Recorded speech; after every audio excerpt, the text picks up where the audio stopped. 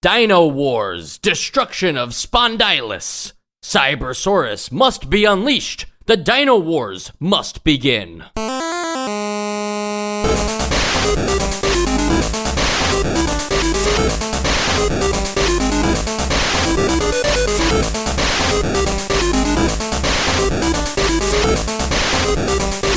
And welcome to Nostalgia, a chronological exploration of every NES game released in North America. I'm Mike. I'm Sean. And I'm Joe. Guys, is this the first instance of a Z replacing an S in our NES library? The Z makes everything sound cooler. It's kind of surprising that we haven't seen that yet, but I guess it is a 90s thing. I feel like there's got to be more, but I can't think of an example. Yeah, I'm gonna say it. I'm gonna say that this is the introduction to the hardcore Z. Oh, wait. This was the first time ever. We forgot about Super Mario Bros. 3 with the Z. Oh, yeah, the Super extreme Mario. ROM hack. Yeah, Super Mario. Super You Mario. can't just put the Z anywhere over S's. Yeah, anywhere there's an S, yeah. And, guys, how cool are dinosaurs? I love dinosaurs. Dinosaurs? What about robot dinosaurs? Yeah. Robot dinosaurs. On another planet. I just think of, there was, back before memes in their current form existed, I remember there being a demotivational poster, if you remember those from, I'd say, middle internet. And it was just a picture of robots, in cybernetic armor. And I was like, that's the coolest thing ever. And look, there's a game. I do wonder, though, how cool are dinosaurs in 1990 because Jurassic Park hasn't come out yet. Are dinosaurs as cool as they will be in the future, or did Jurassic Park, re-spark the dinosaurs into the cultural zeitgeist? What about, Power Rangers? When did that start? Yeah, that's 91, I think, 92, 90, 93. This gave me very Power Ranger vibes. Yeah, well, Power Rangers also is a thing from, it was a Super Sentai in Japan, Right. So it had been going on for much longer and earlier than Power Rangers. But yeah, I think about just dinosaurs in general when I was a kid were all the rage because of Jurassic Park, not necessarily because it was fun to learn about dinosaurs. No. Jurassic Park really did kick off the pop culture being into dinosaurs phenomenon. I don't think it was really a thing before this, but it still is now. So dinosaurs are cool, but how cool is war? Oh, just as cool as Jurassic Park. I was wondering what movie came out that sparked that. Was it Saving Private Ryan, and suddenly everyone was like, oh, war. Nobody was really into war until Dunkirk came out. Interesting. Yeah. Okay, because I was actually going the same route as Joe with Saving Private Ryan. Apocalypse Now and The Thin Blue Line kind of did the whole war shouldn't be glorified thing. Before that, most war movies were look at these heroes, this is amazing, war is amazing, we're the greatest country. Saving Private Ryan with that opening D-Day scene really makes you realize wow, war is a very terrible experience and people die quickly and there's no remorse and it just happens. So I was going that route, but Sean, I like your fun answer of nobody cared about war until Christopher Nolan's Dunkirk, a movie with very limited 2017 war. or something. I mean, I'll also state that nobody being into dinosaurs before Jurassic Park isn't quite on the mark, but it's definitely more true with the Jurassic Park thing. Well, what was that 90s movie about the destruction of Spondylus? Oh, That really sparked the hype.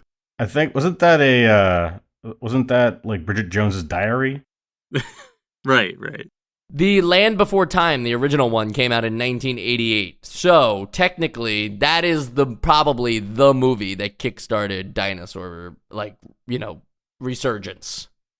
Or maybe Land Before. Oh God, you just said Land Before. Or maybe was that what was that movie with the claymation dinosaur fight from the 50s? Was that Land of the Lost or something? Oh yeah, Land of the Lost, yeah. We should stop like placing our bet on when dinosaurs get popular because we keep immediately undermining it. I think they were just always cool. Did King Kong fight a dinosaur also in the original, like on his I island, think so, on Skull yes. Island? Yeah, I think so that 1933 really was like the establishing point for dinosaurs. All right, we're done. The point being, of course, that dinosaurs in war, Dino Wars. It's like I think they just thought of two really cool things, combined them, and then decided to completely not deliver on that premise. But before we get into the game itself, it's worth mentioning the plot, because if there is going to be a giant dinosaur war, you better have a pretty good explanation for why it's happening. And so, just rather than break it down, I'm just going to read the entire plot, and then Sean and Joe, as two guys that are currently playing through some latest Game of the Year contenders in both Starfield and Baldur's Gate 3, maybe you talk about how this plot holds up. So, here we go.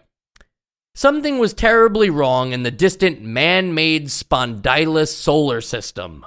One by one, the planet's central life support computers had been infected with a life-threatening virus, while the planet's surfaces had been overrun with giant computerized dinosaurs known as robosaurs. Under attack in his laboratory on Alpha Planet, Professor Proteus, the mastermind of the Spondylus system and founder of the Robosaur project, suddenly realized that this deadly sabotage could only be the work of his former partner, the deranged Dr. Brainius. Years earlier, the doctor had fled Alpha Planet after Professor Proteus had exposed him for performing forbidden robotic experiments on human subjects. At last, he had returned to seek his revenge using the professor's own creations. But little did he realize that Proteus had been hard at work for the past few years perfecting the ultimate robosaur, Cyborasaurus. There was only one hope to save the Spondylus system. And that's it? That's it, and just to be fair, okay, you're saying that's it, but you wouldn't know any of that. You wouldn't have one clue about that if you just played the game. I didn't. I also didn't. Because I didn't read the manual for this playthrough. But usually I will, when I play a game and I just kind of get it, and I'm like, I guess I don't need the manual for this. But okay, here's my big nitpick. We are now a level 2 civilization on the Kardashev scale. We have built a solar system from scratch. So I guess maybe that's actually more the feat of a level 3 when you can kind of like take the energy of a whole galaxy, because it takes a lot of stuff to build an entire solar system. I assumed what they meant by that must have been like maybe it was mistranslated and it meant like man settled, like man conquered solar system. I suppose. But if it's actually literally man-made, then that's impressive. Regardless of that, why, if we have the capability to play God to this sense, why is there a what would you call it? A robo dino the robosaur program. What is the robosaur program for? Is it just like an entertainment system? Like, is it a 30th century Chuck E. Cheese? It reminds me of that Rick and Morty episode where the wooden Jerry lives forever, and then they do Christianity again, and it's like dinosaurs again. Like, we built our own solar system, and it's like, well, we have to start from the beginning. I just don't buy it. Just don't buy it. Well, I'll say that I obviously this is very, very campy, ridiculous, and silly story. But I was actually surprised that it's like as robust as it is. When you first kind of teed it up, I was like, oh, here we go. This is going to be the stupidest story. We've had a lot of stupider stories on this, and I'm just like, wow, for the campiness of this game, the campiness of that story matches, and I'm like, wow, they actually they fleshed it out a lot more than I would expect them to. But there is a problem, though, right? That we haven't even talked about the game yet, but we've all played the game. Hopefully, some of our listeners have also played the game. The plot would be shocking to anybody because there's just no semblance of it in the game at all. There's no explanation in game for why this man is jumping into this giant robosaur and fighting other dinosaurs, but you could come up with your own story. And I think what I'm getting at is that it would probably be just as cool as the story they wrote in the manual. No, yeah, I don't think this game. I mean, yeah, you've just created a game where you get to play as some semblance of a T-Rex, and they also robotic and they have guns. Like, you don't need a story for that. You don't need a a lore Bible. All you need to have is that kind of thing going on.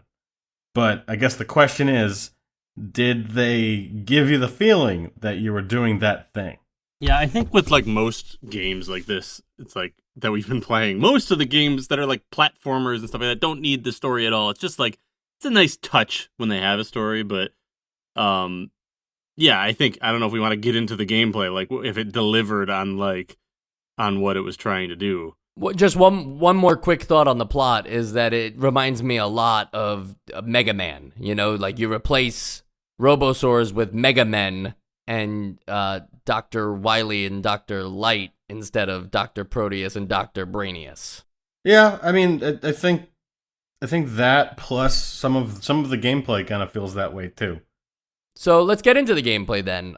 The way it works is it is a platforming game with some good action built into it. You play first as Professor Proteus and go through his level of the stage, his part of the stage, I should say. It's one complete level. And when you get to the end of his level, you then jump into the Cyborasaurus and play through its part of the stage. So we'll break these down by just starting with Professor Proteus because he goes first. What did you guys think of being Professor Proteus? We just said that this kind of is inspired by Mega Man in some regards. Is it fun to control Professor Proteus like it is Mega Man? Oh, not at all. Okay, so the way that it kind of feels like the OG Mega Men, like you go from screen to screen, and it's sort of a puzzle, like not puzzle, but it's an arranged stage where there's however many enemies in places that sort of like act like choke points, and you gotta shoot them, but everything's just all wrong. Everything feels all wrong. Your jump feels all wrong. The clipping, surface detection or like collision detection doesn't seem to work that well, and it sort of just stops. You get to what would, I guess, you consider to be... So you're shooting around, you're shooting these little floating things that kind of don't look like anything. I was having trouble trying to place what I was shooting, aside from, like, floating drone. And you're sort of fighting your way to a core, like a cyber core, and I'm assuming these are the things that you gotta blow up to stop the infection and free Spondylus. And then you blow up the core, and then nothing happens. And I'm like, what's going on? Do I have to walk into the core? Do I have to jump onto the core? But no, apparently this is one of those games where you then backtrack out of the internal area, with now no enemies, and there really being no challenge or reason to backtrack. And then you jump into your giant Megazord, to move on to the next gameplay portion. But yeah, that was my take on Mr. Brainiac's Professor Proteus, Mr. Brainiac's the bad guy. Same thing. Yeah, I mean, I pretty much agree with everything there. The first thing that stands out to me immediately is like the bad momentum in this game is very noticeable because it's a platformer, and I will say that I got the hang of it eventually, and it became less of a noticeable problem because I was just used to it. But it's like we've had games where like there's no momentum, and we've had games where there's too much momentum, and this does like this weird just as bad middle ground where it's like I guess there actually still is no momentum, but I feel like I'm going too fast when I'm jumping, like. So it's like weird if I jump without like moving forward. It's like you can just jump and stop on a dime, but the moving forward, like it just moves in a way where like I feel like I miss a lot of platforms because it just feels so different than other games I've played.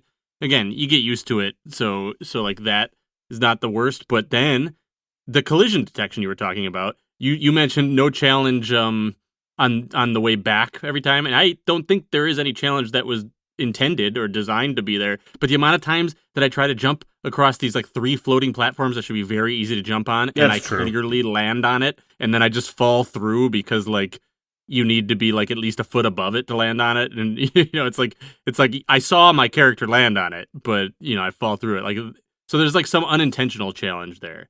But honestly, like otherwise, like it's not good, but like I didn't find myself frustrated with much else after that. It was just boring. Yeah, I don't think it's frustrating. I think the issue actually with the Professor Proteus stages is that forget about how bad the jump is, and it is one of those things where it's like maybe it's trying to do gravity, or maybe like the weight of the jump is just not what we're expecting, but it does let you have a range of like how hard you hold down the jump. So in some ways it could have opened up some creative possibilities with the jump. Instead, the real issue is that even if the jump was good, the levels themselves are just really boring. He has, by default, a spread weapon that shoots in 3 different directions that does most coverage of the stage that you're, the portion of the stage that you're in. The enemies are really sparse and just kind of float around. They're not intelligent at all. They don't aim necessarily at Professor Proteus. They just kind of exist in the level. And then the actual like platforming thing is like, yeah, it sucks that you can just clip through things, because I've never seen that before, right? Usually platforms have some kind of weight or matter to them so that like you would just not knock into them. Yeah, bounce off, right?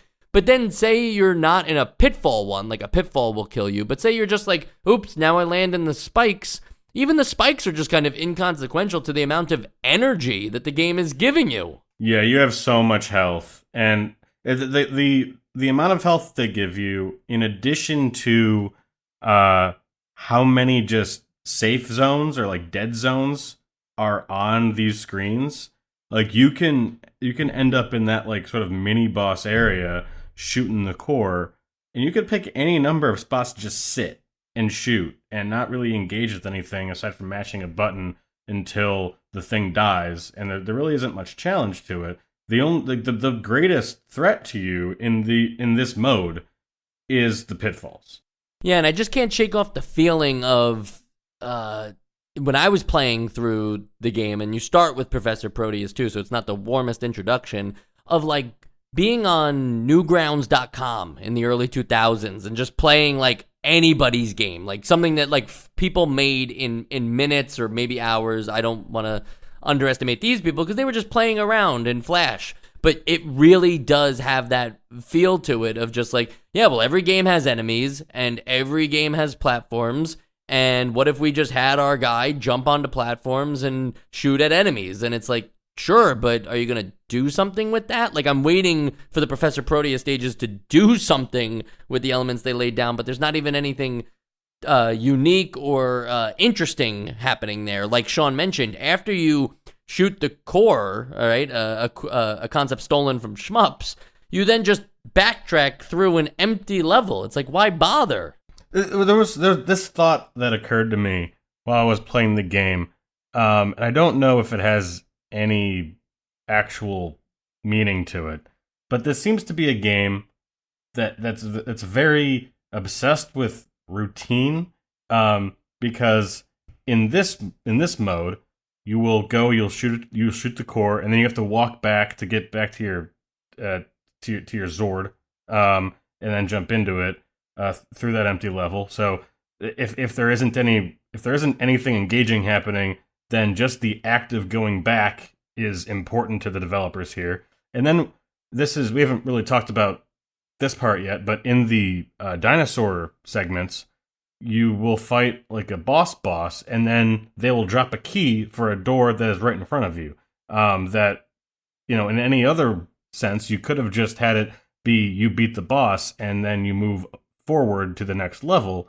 There's no reason to pick up a key and then walk to a door that is a couple steps away. So that must mean something to them too. Like, what does all of this mean? Did you get that? Like, what? Why? Like, how pointless some of these things that you do are? Yeah, like I guess what you just mentioned about the key wouldn't be an issue, but it does feel like what Mike said, the Newgrounds thing. It's like they had these ideas, but they just didn't really implement them. And like, I was just gotta say that Newground statement is like a statement that I have searched for so many times on this podcast. Like, I've had that exact feeling, but didn't really remember the site I was thinking of. And It's like, a template for a game. yeah, like that is. We've had so many games that have felt like that, and that's like a great description of like what this feels like. It's like, yeah, they have all the elements, and they put them together in a way that you can technically play the game. Well, before you become or jump into your Cyborasaurus, there is an amazing, a non-animated cutscene of the Cyborasaurus that is very detailed and has some amazing sprite work. But before you even jump into it and have the nice little detailed sprite there's like a size that you can appreciate of the Cyborasaurus next to Professor Proteus. When you get back to the beginning of the level after traversing through the empty parts, you see your Cyborasaurus there, and it's significantly bigger than Professor Proteus. We're like seeing just a portion of the head, and then we are greeted with this awesome cutscene, and I keep saying cutscene, but it's really just still pixel art of the Cyborasaurus, but it's like nicely shadowed and everything. Yeah, like, I it really paints a appreciate picture. it. Yeah, paints a good picture. Then you play as Cyborasaurus, and what a disappointment. You're going from this huge mech to exactly the same size as Professor Proteus in his parts of the stages. So everything is just shrunken down in scale again to the other dino bots, where like it's fine. They could have been just as big too. wouldn't have minded.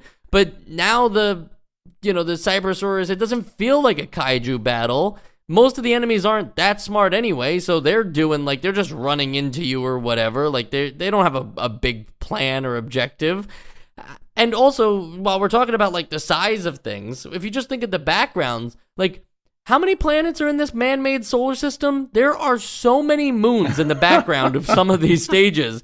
And they're massive moons. They're not It's leftover material from the construction site. I have to imagine so, Sean, because it's like they're not even like, like little stars in the different distance, because they give you those. They have like some white pixels in the background to be the stars, but then they have giant moons too, and it's like, how many? And they're so close to each other. Well, I mean, I like that, because honestly, a lot about this game aesthetically is awesome, really. Other than like that weird, like, yeah, the dinosaur doesn't feel big when you're actually playing as him. But like, yeah, it's like what you would think it's like what a 9-year-old playing the NES would find awesome aesthetically. You're on an alien world in a robot dinosaur, and you're this like dude in like in like a space suit with a phaser gun. Like, it all looks really cool, but it's just implementation. I agree with that. The concepts definitely on paper are what kids want. The Cyborasaurus does have different weapons, though, which makes him better than Professor Proteus, and not just playing with another spread gun, which would kind of stink. So instead, you have the launch fist, where his fist shoots out and hits other enemies, which, I probably had the most fun with that, because that felt kind of Mechagodzilla-y, but there is one problem with that, and that is that it has to make like a full square before it comes back to you, and so you're kind of just not doing anything while it's out there in the ether. But there's the launch fist, the fireballs, which are just a projectile thing, the laser beam, which I guess is actually pretty cool. Yeah, pretty cool, and it goes through multiple enemies, so that's good. And the bomb, which is the one that I didn't even bother with. Yeah. So you have those, and then you build upon them. So it works on the same kind of shmup system where collect the launch fist, and then the launch fist again to bring it up to launch fist 2. But if you're on launch fist 2 and you collect fireballs, now you're on fireballs 1. Yeah, you're going to spend a lot of time in this game avoiding pickups.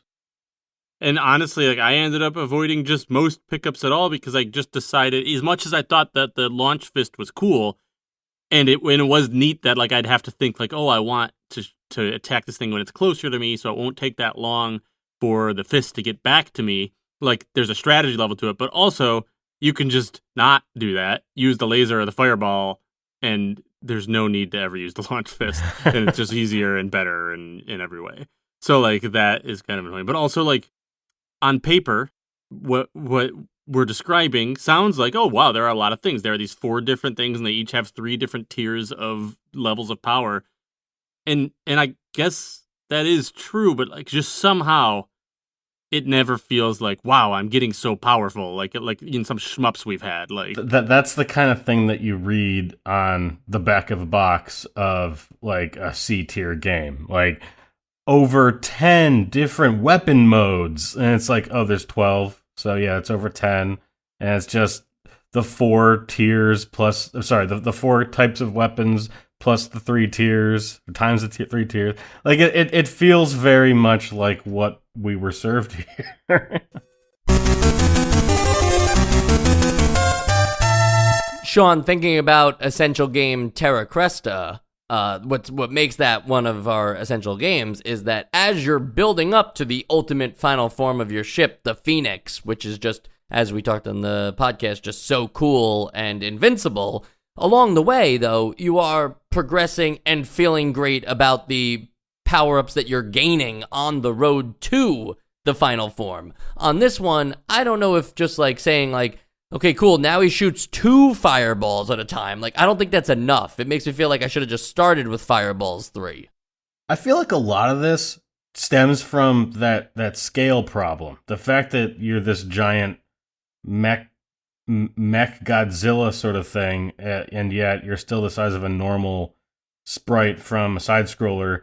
It kind of removes a lot of the potential for spectacle that you can do with. I mean, and I'm not saying that that's an excuse, because there are plenty of games that use this like sort of default height that still look great and give you a feeling of power. But if that's the whole idea, is scale, this is not really the way you're going to do it. Like, and so the powers that you get, if they're still trying to give him some kind of feeling of scale, they're going to give him the sort of sludgy movement that he has.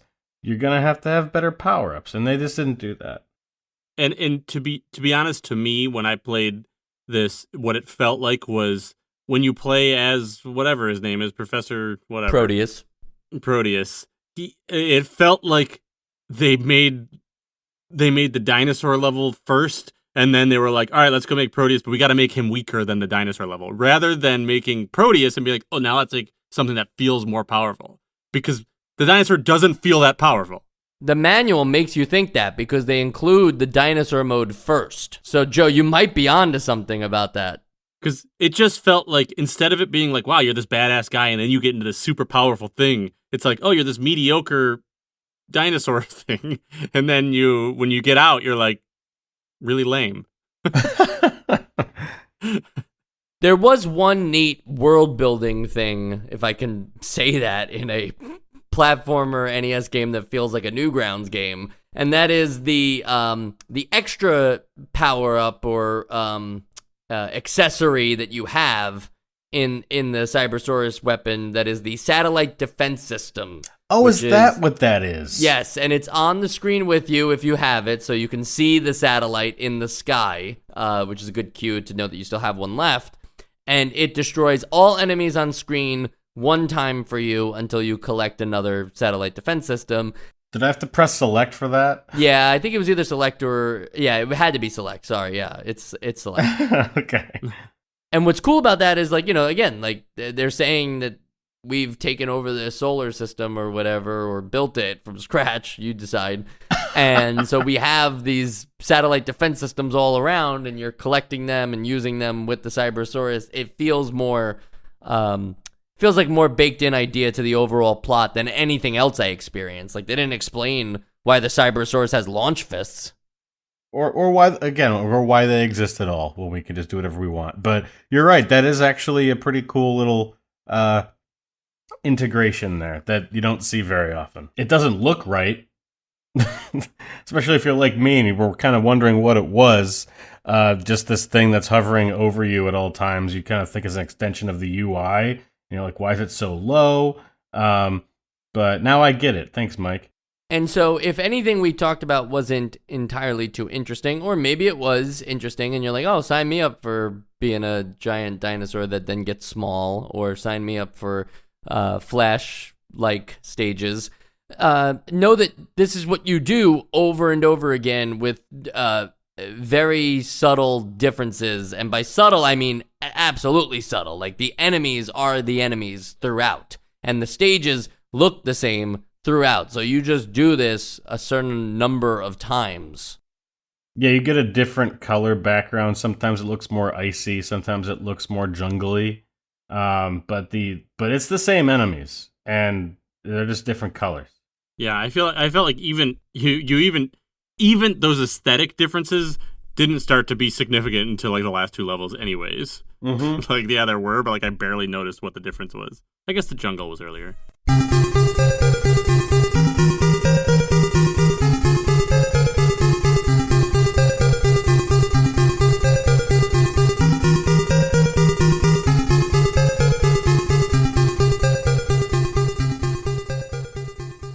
Unless I missed something, there's no fight against Brainiac or Brainius, whatever his name was. It just ends. It just ends when you get to the last stage. Like you finally shut off the last of the artificial intelligence computers, and that's it. Virus stopped. No boss fight. You're just going to reset like the computer. That's like the goal of the game. It's you like, turn it off and on again. It's not artificial intelligence computer. It's artificial intelligence compound. I guess I'm trying to stay as close to the lore as possible. You're right. I thank you for that, though. On the sequels and spin-off side, there are none. But this was published by Bandai, and Bandai obviously now has Power Rangers. I don't think they always did, but they have Power Rangers now, and I think Bandai are a group of people that know dinosaurs, so kind of weird that they missed so hard here with Cyborasaurus. Well, actually, no. Now, so I was thinking this wasn't a great game, but I actually I'm looking at the very end, and the game does tell you that it's a great game. It says, "Congratulations, you've finished another great game from Bandai." So, I guess we were wrong. I didn't catch the from Bandai at first, and I just thought it was like you finished another great game, and it's just like, yep, we're just another game in your collection, but another great game from Bandai. I could do a quick search here, but other great games from Bandai include Dig Dug 2, Trouble in Paradise, Street Cop, Shooting Range, Monster Party. Okay, I mean, Monster Party was great. Let's not kid ourselves. So there we go. It only took 4 tries, but we got to an absolutely great game in Monster Party. I missed Monster Party. Get on it. It is weird. I gotta replay my backlog. Play my backlog. Well, we definitely just said that's how it ends, but it is kind of hard to describe how anticlimactic it is. Like, you just think that you're leaving another one of those posts, and then the game ends. It would only be anticlimactic, though, if there was any kind of building to a climax, Sean. Like, it doesn't feel like you've worked to anything. You just have done the same thing 6 or 7 times. And that's kind of why I probably didn't even sniff. Oh, no, I was actually pretty far, because I got to stage 5, and I thought maybe after stage 4, that would be the last opportunity that the game had to change up literally anything. And then when stage 5 kind of worked the same as the other ones, I thought, like, you know what, I'm kind of over this game.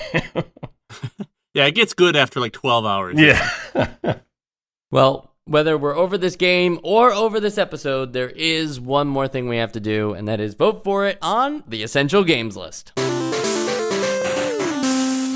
If my comment about Newgrounds didn't say enough, I guess I'm really not disappointed in Dynowarz Destruction of Spondylus for not delivering on its awesome title, but not delivering on even the kind of things that the game could have done as both a Mega Man and dinosaur combat game. It doesn't deliver really on either service, because the Professor Proteus stages are incredibly dull and easy, and the Cyborasaurus stages, not that they're harder, but they are just kind of tedious with the other dinosaurs that you fight off against. Like, that should have been something that we spent a majority of the time of this podcast on, talking how much fun it is to fight other robo-dinosaurs. That could have just been like some Rock'em Sock'em Robot style stages or something. Like, I'm not sure what I'm envisioning, but it certainly wasn't what we actually got.